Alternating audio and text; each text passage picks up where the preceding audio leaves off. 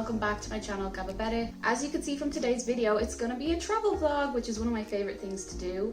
And actually today we're in Canterbury. So Canterbury is actually where I've lived in the UK for the last 4 years. And as you all know by now, I am moving back to Ireland very soon. So I thought I might as well give you a little tour of Canterbury before I leave here and show you where I've lived for the last 4 years. So as usual in the travel vlogs, we're gonna explore the town a little bit, gonna monitor the blood sugars, take insulin, carb count, and of course gonna get some really good gluten-free food. And I will show you all of Canterbury, my hometown for the last 4 years, which feels really weird to say because I'm leaving so soon. A little bit about Canterbury before we start. Canterbury is a cathedral city located down on the southeast of England in Kent, very near to France actually. You can get like the Eurostar from the town nearby over to France. Probably heard of Canterbury because of the Canterbury Tales or the Archbishop of Canterbury. The origins of Canterbury are Roman/medieval, and I think you'll really see that in what I'm going to show you today. It's actually really cute. It kind of has like a Harry Potter feel. And yeah, I hope you enjoy this vlog. If you do, please give it a thumbs up, and if you're new here, please consider subscribing to the channel. And other than that, we better get ready to go. Alright, so just starting to walk down to Canterbury. So you can see some of the houses along the street. Blood sugar on the screen is 8.3. And even as we walk down the street into the town, you can see the remnants of the old style of the city. For example, this is like an old shop. And just across the road, you can see the remnants of actually a 16th century gate. So there's lots of old mixed in with the new. Okay, so we are walking down into the town. We haven't reached the high street yet, but we're on St. Dunstan Street, which leads into the town, and you can almost get a glimpse of the tower at the very end. But if you look at the style of the houses as we walk down along the street into the town, you'll see that kind of old worldy Harry Potter feel that I was talking about, particularly if you look up onto the higher level of the houses. For example, this is the Unicorn Pub, and you can see exactly what I mean.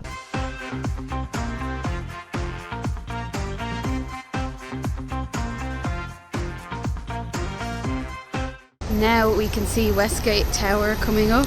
Here we are at Westgate Tower, and as you can tell by the name, it is the west gate into the city of Canterbury. Canterbury was walled by the Romans around 300 AD, and this is a medieval replacement of the Roman gate that used to be there. This gate was built around 1380, and this west gate, which is 60 foot in height, is actually the largest surviving city gate in the UK. And it was very important because it was the gatehouse from the road coming from London into Canterbury. Nowadays you can see lots of cars go through it. There's actually a bar built onto the side called the Pound, and there's an escape room inside it as well, so it's definitely been modernised.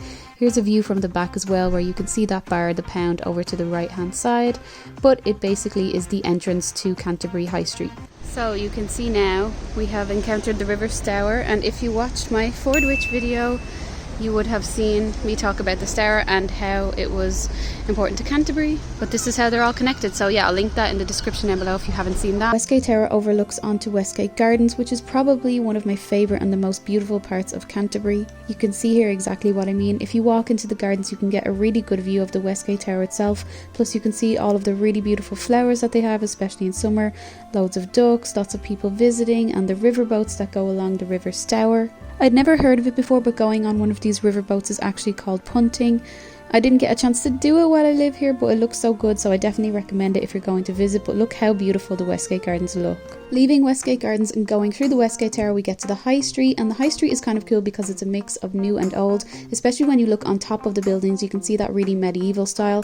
Here's a pub, for example, the Black Griffin, and it's really medieval old style Canterbury. Walking up the High Street then, and a lot of the other pubs like the Lady Luck look like this. Funny because there's like literally a Nando's and a Subway as well in these kind of old fashioned buildings, so it's kind of cool, but we keep walking up.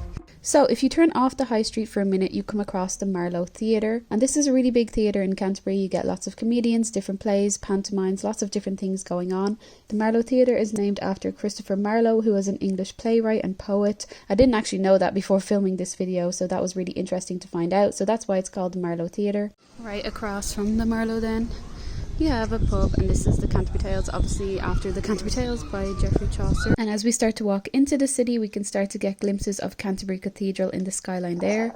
Just to the left of the Marlow then, you can see the riverbank that they've done up. They have lots of different sculptures and art, like this mask here, which I guess represents theatre. So it's really nice to sit outside here along the riverbank, but I definitely recommend if you're in Canterbury to go and see a show in the Marlow.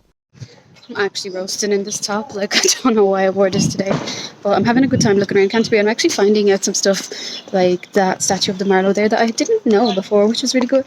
One thing about the heat though, it makes me feel like I don't know if I'm having low blood sugar or high blood sugar. I'm just really warm. I really hate that. I'd like to point out they have a magic bar in Canterbury. I've never been, but if you're into magic, maybe you'd like it, go there. Now we're about halfway up the high street and we come across the old weaver's house, and if you go to Canterbury you'll see lots of tourists standing around outside here. It's really old, it was built in the 1500s and it's a restaurant now. I've been and the food is good, they do have gluten-free, and you can see it's that medieval old style, but what's really interesting and where you'll see everybody standing is just beside it along the riverbank where the restaurant looks out onto. They actually have a dunking chair, and this chair was actually used in trials where women were accused of being a witch, so it does have a kind of a dark past, but it is a tourist site to see in Canterbury. Straight across from the old weaver's house then we have Eastbridge Hospital, and it's the Hospital of St. Thomas. It was built in the 12th century and it was to provide overnight accommodation for pilgrims to the shrine of Thomas St. Becket, but I think it is a really good thing to go and see the history of the pilgrimages to Canterbury. And finally the man himself. So this is a statue to Geoffrey Chaucer, who is an English poet and author, and he's most known for writing the Canterbury Tales. And if you don't know what the Canterbury Tales is, it's basically a collection of stories written by Chaucer. It tells the story of a group of pilgrims travelling from London to Canterbury to visit the shrine of St. Thomas Becket. So it's incredibly famous, and this is the statue dedicated to that. So we're going to go into the museum. This is the Beanie, and like I said, you have to really look up in Canterbury. Most of the good architecture is above, but I really like this museum. I don't know if I can film inside, but we'll go in and have a look and see. It is free as well, which is great. And just across from the Beanie is one of the other hotels in Canterbury, the Abode, but you can see it's still that style, timber style, medieval style, everywhere on the high street.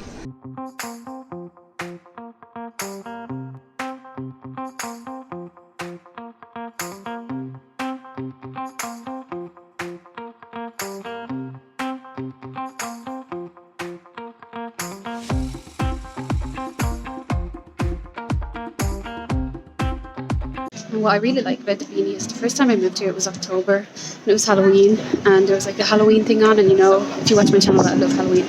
So there was like all different flavoured drinks and jellies and all. They did it all Halloween themes and had red lighting in the museum, so that's why I really love it in there. So we're gonna go for lunch now, well, a snack.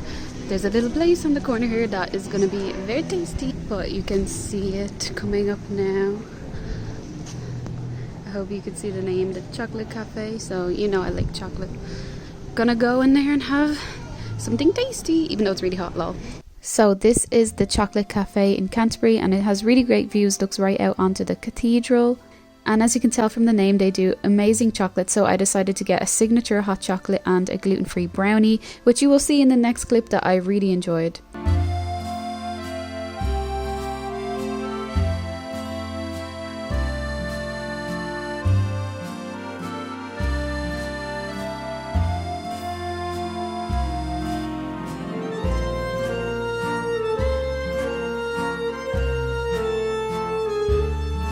Here's my hot chocolate and it looks amazing, and there's a lot of cream on there and I really enjoyed that. And then the gluten-free brownie looks amazing as well. I think they also do a peanut butter one. This is just a normal chocolate brownie, but it was so good.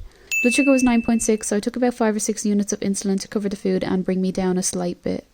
So there's the Marlowe down there. You can see the shape of it jutting up, but we're gonna go down here. I have something really cool to show you. Also, if you don't like chocolate but maybe you like cheese, something for everybody here, lol. Also, that hot chocolate was so good. Oh my god. But like, it's like the warmest day ever, so I don't know why I picked it. So this is just like it says on the sign, another historic building of Kent, but it's really cool the way the stories jut out up and down. Again, further down there's a lot on this road, more of that kind of old timber medieval style.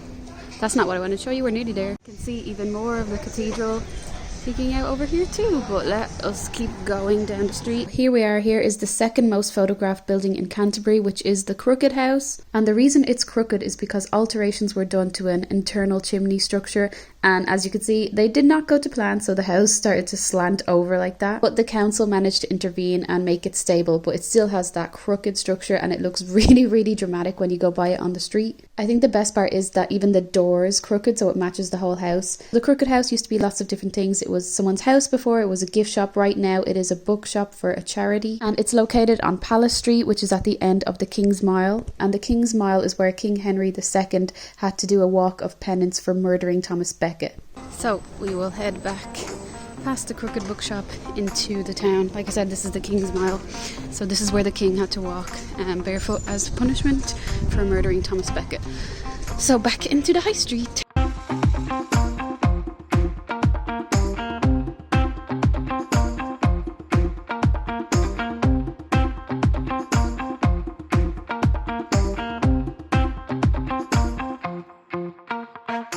You'll notice that all of the streets are cobbled. Right, here we are in the butter market. I think you can guess the name, and this is probably as close as we'll get to the cathedral. I wanted to show you Canterbury Cathedral, but it's actually covered in scaffolding at the moment, which is pretty disappointing, so hopefully that'll be cleared up by the time anyone watching this video goes to visit. Here's a little zoom in, you can see through there, but what I did do was go back another day where the door wasn't covered in scaffolding, so I could show you that, so you could see a little bit of the style of the cathedral. Honestly, your best chance at getting a good view of the cathedral is to go to the outskirts of the city and have a look at it there. Even walking along the streets of Canterbury, you can see it peeking up, which looks really nice. We'll walk back a different street, lead us higher up into the high street. Here's a Harry Potter shop. You can see that was where we were. We turned off right down there. Now we're further up the high street, got the hotel, Chocolat over there. Where's her name? We will keep walking up a bit to the very tip of the town because I want to show you the walls of Canterbury.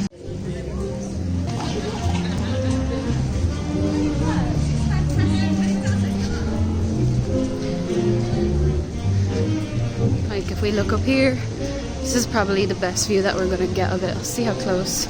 Maybe I'll just stand here and zoom. That's the cathedral there looking very impressive. It's a shame that there's so much scaffolding.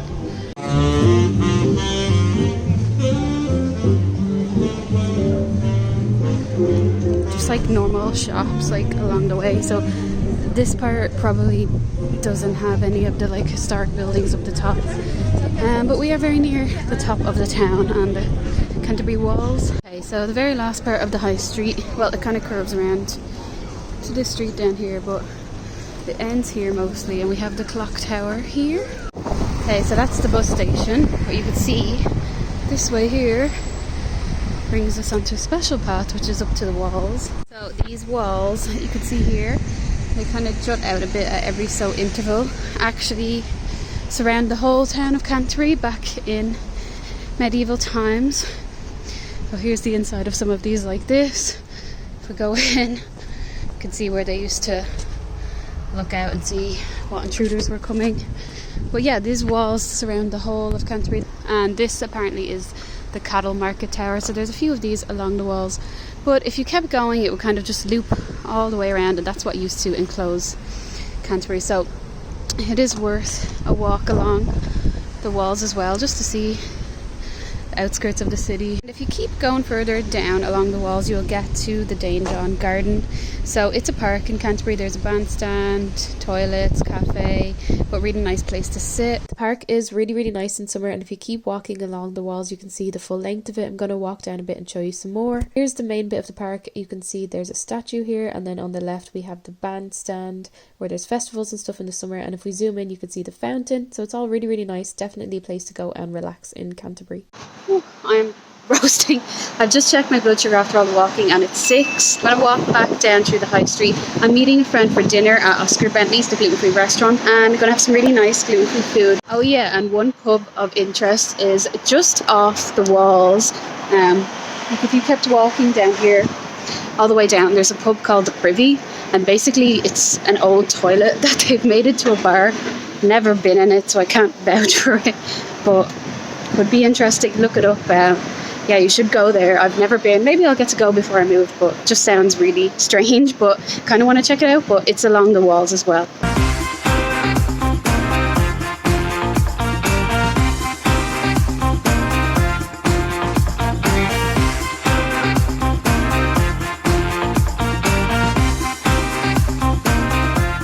Oh, but I did think of one place that I want to show you all that I've been, which is a really fun pub.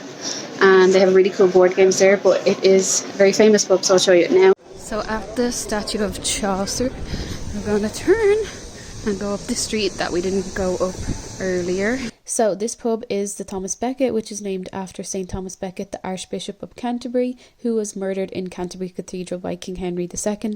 It's actually one of my favourite pubs in Canterbury. They have games, really good drinks, and a really good atmosphere, so definitely recommend going here if you do visit. Alright, time for gluten-free dinner. Yay! So here is Oscar Bentley's.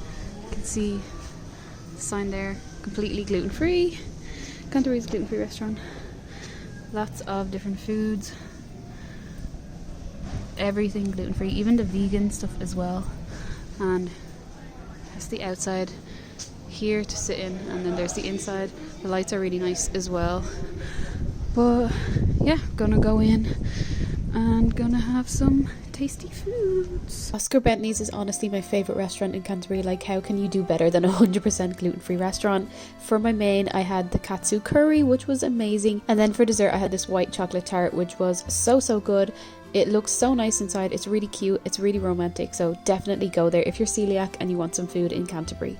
Also, this is the Pegasus Gin Bar, which if you want to go for a drink after, I would definitely recommend. They do so many different gins and it's really nice. So I'm back home now. That was really good gluten-free food. So hopefully my blood sugar will be okay after. I'm not going to check now because I'm just home and the insulin's probably still working, but food was so good. So if you're celiac, definitely worth going there just because it's peace of mind knowing that it's 100% gluten-free and it's really tasty too. I really hoped you liked my vlog. Watching this back I'm sure will be really strange for me because it will probably go up after I've moved. But I hope you liked my vlog today. Canterbury's been my hometown for the last 4 years, so it's really weird to be thinking of leaving it. So I just wanted to give you a little glimpse as to where I've been living for the last 4 years, and is very cute as well, and that kind of Harry Potter feel. So I hope you enjoyed seeing that. And yeah, I hope you liked my video. If you do, please give it a big thumbs up, and if you're new here, please consider subscribing to the channel. More videos to come, lots more content, lots more travel content, moving back to Ireland as well, so that'll be really fun. But I'll see you all in the next video. Bonus tip, if you stay to the end, Canterbury is very close to the coast as well if you like the beach. It's near Whitstable and Tankerton, which are beautiful. These are little clips of them there, so definitely recommend if you're a beach person to go to Canterbury because you can visit these places too. Or if you like to go for a walk in the woods, there's some really nice walking trails around Canterbury. This, for example, is Close Woods, which was one of my favourite places to walk. So Canterbury is very diverse, lots of different places to go besides the city, and I hope you enjoyed that bonus tip.